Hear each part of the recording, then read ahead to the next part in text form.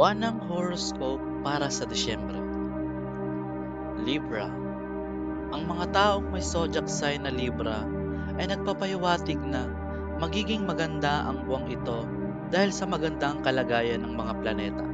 Magiging masigasig kayo sa anumang gawain na inyong gagawin at magkakaroon kayo ng kakayahan na magdesisyon ng tama ng mabilis.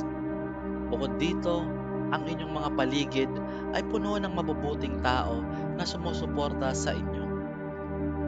Sa love horoscope ng mga Libra, sinasabi na ang Disyembre ay magiging isang malabo na buwan para sa inyong buhay pag-ibig. Magkakaroon ng kakulangan sa emosyon sa pagitan ninyo at ng inyong partner.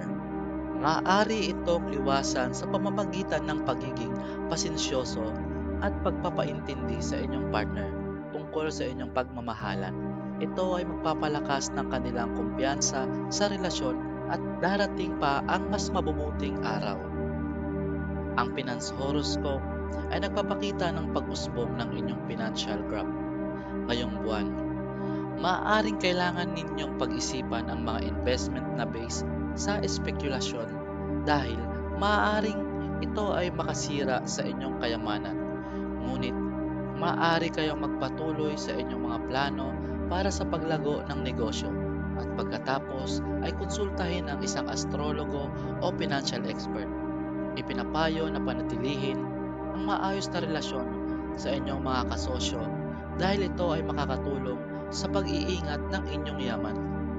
Sa career horoscope, maaari ninyong asahan ang paglago ng inyong karir.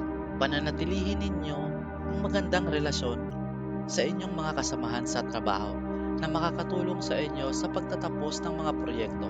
Kung plano ninyong magpalit ng trabaho, kailangan ninyong mag-isip ng mabuti dahil ang Disyembre ay hindi ang tamang panahon para dito.